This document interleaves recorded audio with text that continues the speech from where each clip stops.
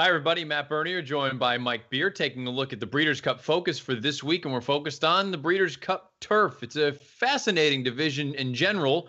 Let's first start off with looking at some of the possible contenders to run in this race, including the morning line odds from DRF's national handicapper, Mike Watchmaker. Mike, you can see that Mike Watchmaker has an Able listed at 7-5, and she won the ARC just a couple of weeks back. We know what she's capable of. Many of the UK bookmakers, they have her listed as short as 1-2. So 7-5. I respect Mike Watchmaker immensely.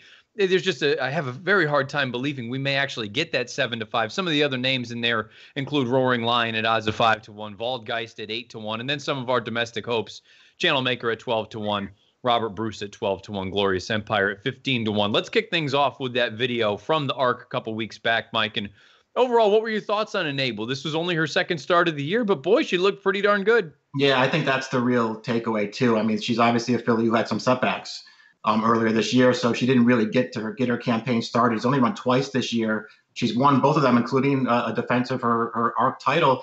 Listen, she got a really good trip in this race, but she also ran really well. You can see her open up a clear lead here in the stretch. She just holds on late over a really talented 3-year-old filly who was unlucky in this race, but I don't really want to take that much away from Enable, who's had some issues this year, to come back and defend her title in the ARC in just her second start. I'm going to give her a little bit of credit for that. Few of the also-rans in there that could possibly be running over here in about a week and a half include Cloth of Stars, Waldgeist, and Capri. For what it's worth, Roaring Lion and Capri are supposed to be running on Saturday in the Champion Stakes at Ascot. Overall, your thoughts on, look, this has been something that's been tried numerous times and it's never worked. The winner of the ARC coming over here in the same year trying to win the Breeders' Cup Turf, as good as Enable is, there have been a number of very talented horses to come over here and fail. Why should we expect this is any different? Yeah, it's true. I guess the only thing that I would say about that is, as far as Enable goes anyway, at least it's not like she's had one of those strenuous campaigns to get herself to the ARC this year. I mean, she really hasn't done that much racing, so maybe she actually shows up for the Breeders' Cup as a relatively fresh horse, and I guess maybe that could make a difference. We'll see what happens. I think you're right, though. She's going to be a very short price if she shows up, and we'll see how she does. As far as the others go, I think Capri's a pretty nice horse. Who's gotten into good form. It does look like he's the kind of horse who really likes a little bit of giving the ground. Who knows? Maybe he'll get that early November Churchill Downs. There's at least a chance he catches the kind of ground he likes. The also-rans in the ARC have historically done quite well in the Breeders' Cup Turf, so maybe that's an angle to keep an eye on. I also thought Waldgeist, all things considered, I didn't think it was the cleanest trip.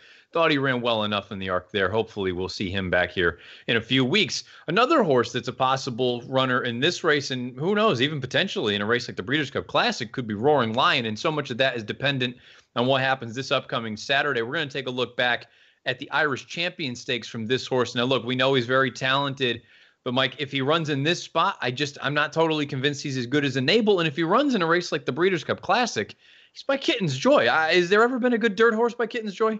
Yeah, I never like it when these guys try to go in the Classic with their really good turf horses. Maybe it'll work out for him, but it's just not my thing. We'll see what happens with Roaring Lion. He's a 4-year-old or a 3-year-old who just feels like he's getting better from race to race. I love that effort that we just looked at right there. I mean, I love the way that he closed down a really nice horse at the end of that race. That was 1.25 miles. I think he'll be fine with 1.5 miles. He's really improved since they stretched him out in distance. So I'm not, way against him as an upset chance against a horse like Enable in the Breeders' Cup. I actually think this horse is pretty good. We normally just sort of throw the blanket statement out there that the Europeans are more talented and better than our American horses. And for the most part, I think that's an accurate statement. Perhaps you've got a couple of really nice informed horses here domestically, most notably Channel Maker. We're going to go back to the Joe Hirsch Turf Championship. And this was a race where it was over a little bit of a bog. But boy, Channel Maker, he's slowly but surely put together a very impressive campaign. And I suppose you can make the case that he's coming into the Breeders' Cup about as well as a horse can. Yeah, that's 100% true. He's really improved. I think the big difference for him so far in his last couple of races especially has been they've started using his positional speed a little more. He was, more of a 1-1 closer for the bulk of his career. Now they're getting him involved earlier. It's really paying dividends. I think worth pointing out in that race, we just looked there, the Turf Classic, that was the first day at Belmont this fall meet where the rails were down on the turf course, and he was on the freshest part of that course the entire way. I think it did make a difference. I think it worked against Robert Bruce a little bit, but I don't want to take anything away from Channel Maker. He's been really good in his last 3 races. Robert Bruce on the far turn looked like he had a full head of steam and he was going to go right up there and challenge Channel Maker, only to, I don't want to say lose his action mid-stretch, but it looked like he just took a bit of an awkward step. Do you think it was a combination of that and the yielding or softer growing, or do you think he has some distance limitations? Yeah, I'm sort of conflicted about that. So I think it sort of makes it come down to price on Breeders' Cup Day for me, because I do think there's a chance that once he took off the inside there and got over that ground that was a little more chewed up, it worked against him, and I think it might have cost him. But there's a flip side of that argument that just is maybe he doesn't want to go a mile and a half, and I wouldn't argue with anybody who looks at him that way either. We'll see what kind of price he is on Breeders' Cup Day. As far as Channel Maker is concerned, he's in great form. There's no denying that. And he's certainly turned a corner. And as you said, it's sort of been accompanied with them using his early speed. Another horse that I think we have to discuss before we button this up is Glorious Empire, because Glorious Empire is a horse that has really, they tied in one of them, but he got the better of Channel Maker up at Saratoga over the summer. Is it a situation of horse for course with Glorious Empire where he just loves Saratoga, or is he another one that you need to take seriously, considering he's probably going to be cutting out the fractions? It's tempting to think that he really likes Saratoga, because that's where his 3 real big races have come. But there's no denying he's in really good form and he's at dangerous speed. He will be loose on the lead in the Breeders' Cup. We'll find out. Let's take a look one more time at the odds from Daily Racing Form's national handicapper, Mike Watchmaker, his morning line for the Breeders' Cup Turf.